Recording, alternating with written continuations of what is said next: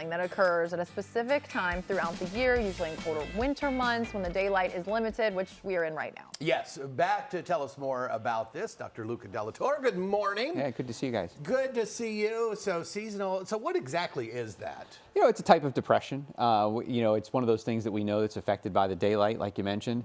We see it with people who live further away from the equator. So geography matters. So the further you are away from the equator, it does make a difference, and obviously daylight. So the more daylight that you get, the better off you are. Less daylight, like we are right now, although it's getting better, you're more likely to have symptoms. Well, and you know, I feel like with wintertime in general and wanting to kind of feeling that feeling of hibernation, wanting to stay in, a lot of bad habits I feel like are formed in the wintertime. For sure. You isolate yourself, or you run the risk of isolating yourself. You don't exercise.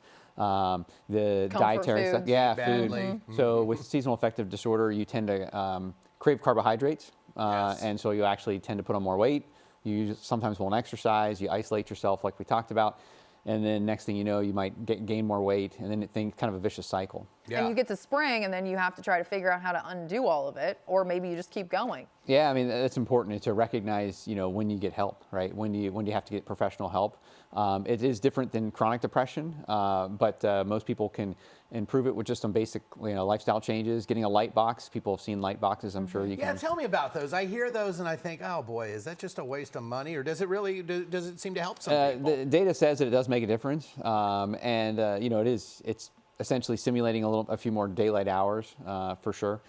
Getting out there and exercising when there is sunlight, getting outside, you know, so yesterday was a great day. Yeah. You know, today get out before it starts raining. Even for just a small amount of time. I noticed I was outside for about an hour yesterday, and I feel like it really kind of turned my mental game around. Yeah, the benefit is we're going to have, you know, days are getting longer. We'll have the time change, and so we'll start to have that benefit as well.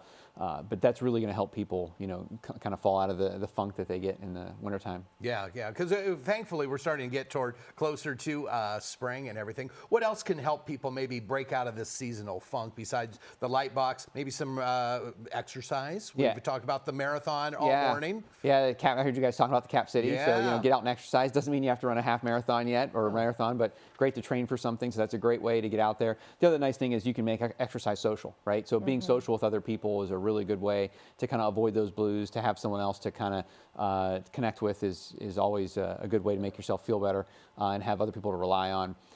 Watch your diet. Make sure that you're getting good sleep habits. You know, it's difficult to, you know, recognize, you know, how tired you can be sometimes during the winter, and getting enough sleep is really important. Good sleep hygiene. Well, we ran a story earlier this morning, much earlier, and it was talking about, you know, really paying attention to what your body does when you spring forward. You know, because that 1 hour, especially for adults who are already tired, that 1 hour can make a big difference. So are there any tips to ease into that?